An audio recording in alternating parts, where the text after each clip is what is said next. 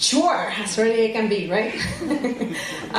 So I want to start the conversation by showing these two pictures, and one of them is Puerto Ricans in Chicago dancing, dun, dun, dun, dun, dun, dun, dun, dun, dun, dun, dun, dun, salsa, and on the other side you have the new customers, just white people, okay? And I want to show you two case studies about gentrification. So one of them is in Vieques, Puerto Rico. The U.S. Navy took these islands and the people live in all this place, and so they move all the people that live there and put them in the middle. And they decided to put ammunition depots here for the bombs, and on the other side they exploded the bombs. And so the people were living in the middle, and they could not go either way. They were basically trapped. They could not use the waters to fish, and they could not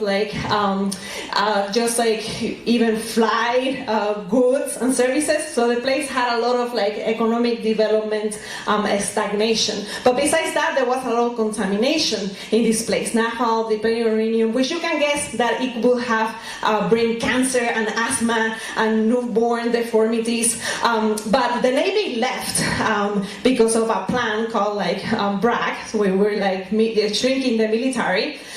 So it was a great opportunity for real estate, and this the story happened just before 2008. So people were selling the island, saying that it was a great place, that there was no contamination, that everything was perfect, and you can take a second mortgage in the United States and come and buy here. So obviously there was a response from people saying Vieques is not for sale, and the community was very upset about it, and they wanted to do something about it. And but historically they have been building informal housing. So they have been taking lands informally. They have been building, yes, without zoning codes and without architects, and they were making their own homes. And my brother is one of those guys. And so they have this history of building their own and informally. So they decided, what a great idea. We are going to create a community land trust. It means that a non-profit, it was to own the land, and that people will own the structures. We all know that land is at least 40%. So it was going to be more affordable. So that was the first case of Puerto Ricans taking in hands their own ownership, even though they don't did it through mortgages. The second case is in Humboldt Park, Chicago. And here is a little bit different because, as you know, you cannot take informal housing or land in Chicago. It's very urban.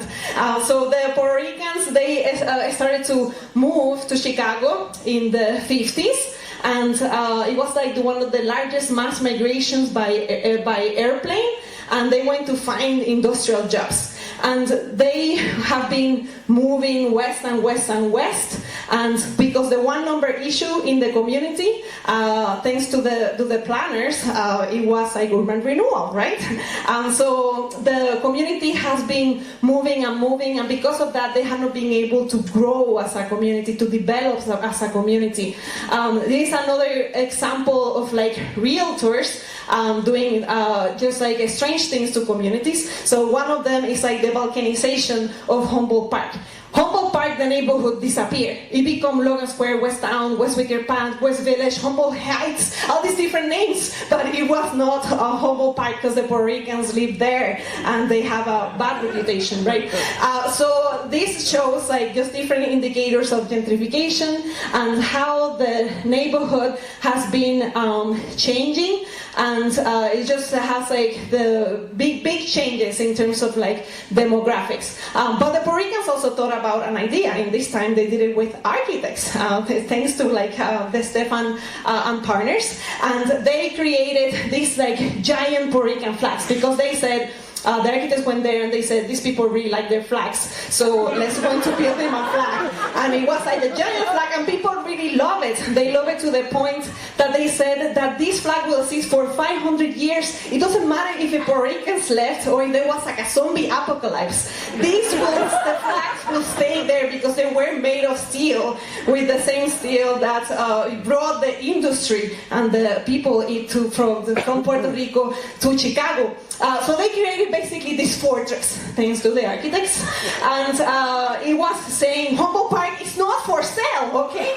This is our place, look at our flags. So it doesn't matter that they were renters and they didn't own, they decided to put the flags. And then they put the flags, and not only that, they said we're going to put a whole bunch of affordable housing in all these neighborhoods, a lot of public housing, a lot of like below 30% of public housing and affordable housing, and we are going to make it pretty with like colors like the beautiful San Juan, corrugated iron, and garritas. So the architects really went into building the identity of the Puerto Rican community, and they did it with many, many buildings, as you can see here, the Institute for Puerto Rican Arts and Culture, we have like Roberto Clemente, and all these spaces to make to maintain the Puerto Rican presence.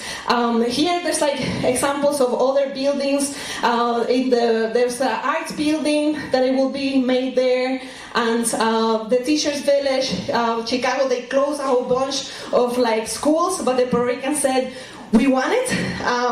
So all this to say that Puerto Ricans have found ways to be in their community, being creating land trusts or being creating giant flags, and architects have been really, really helpful, and planners in being able to do that so they can preserve their culture and their community. Thank you.